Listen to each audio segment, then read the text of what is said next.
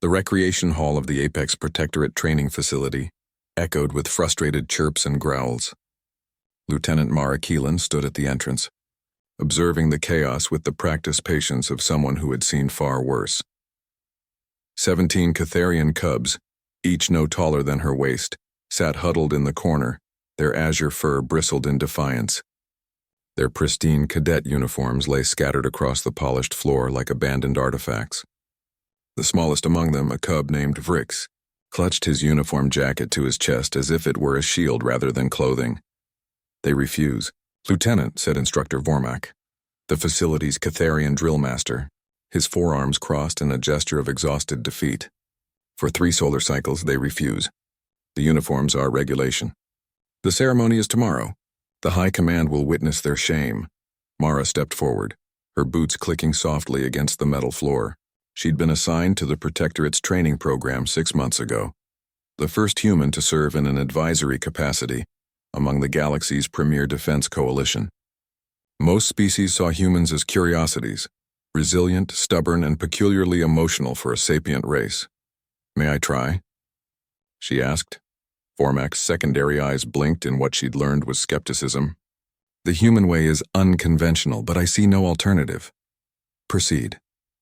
Mara approached the cubs slowly, then did something that made Vormak's translator chirp in confusion. She sat down on the floor, cross-legged. At their level, the cub's ears perked forward. "Hey there," Mara said softly, not making direct eye contact with any of them. "I'm Mara. I hear you don't want to wear your uniforms." Silence. Then a small voice, Vrix's, emerged from the huddle. "The fabric is wrong. It pulls our fur. It makes us look like soldiers. And you don't want to be soldiers?" Mara asked. "We are cubs," another voice said, stronger. "We are young. We play, we learn. Soldiers fight and die. We saw the memorial wall yesterday. So many names. Ah, there it was." Mara had walked past that wall herself. Thousands of names etched in crystalline panels, each one a Protectorate warrior who had fallen defending the Coalition's member worlds. For adults, it was inspiring. For children, it must have been terrifying. "Can I tell you a story?" Mara asked. The cubs shifted. Catharians loved stories. It was one of their species' most cherished traditions. On my world, Earth, we have a thing called a uniform, too. When I was about your age, a cub if you will, my father gave me his old military jacket. It was huge on me, way too big. The sleeves hung past my hands. It smelled like oil and old canvas. She smiled at the memory. I didn't want to wear it either. It scared me, because wearing it meant I might have to be brave like him someday. Might have to face things I wasn't ready for.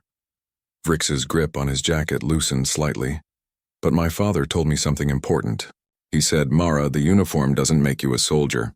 Your choices do. The uniform is just a reminder of what you're training to be, not what you are right now." She reached out and gently touched the edge of Vrix's jacket. "You're not soldiers yet. You're students, cadets, and you know what? Those names on that wall? Every single one of those warriors was once a scared cub who didn't know if they were brave enough." "But they died," Vrix whispered. "They did," Mara acknowledged, never sugarcoating the truth. "But they also lived. They chose to stand between danger and the people they loved. That's what the uniform represents, not death, but the choice to protect." She stood slowly and picked up the nearest uniform, a small jacket with the Protectorate's silver star emblazoned on the shoulder. "Here's what I think. I think you're all brave enough to try putting these on.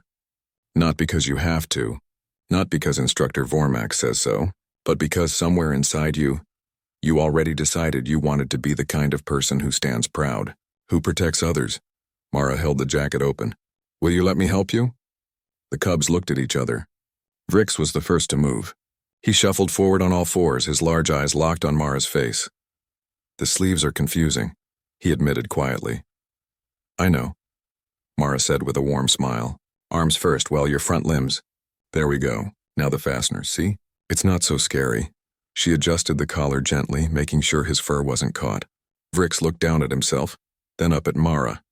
And then he did something that made Instructor Vormak's breath catch.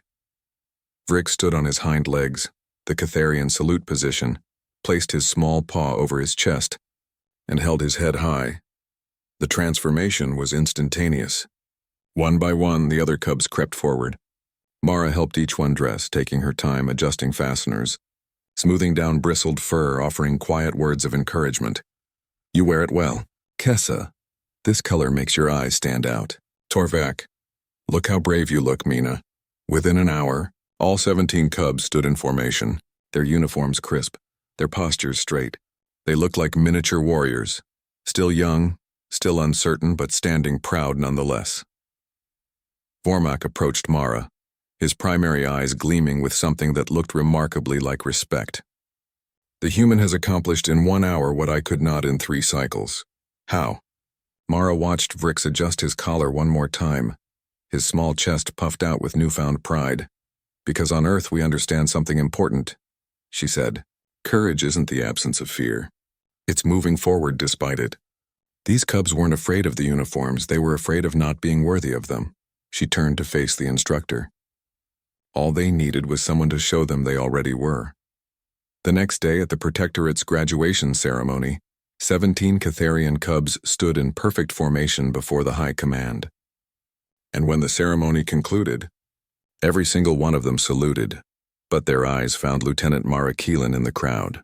The human who had taught them that bravery wasn't about the uniform you wore, it was about choosing to wear it at all.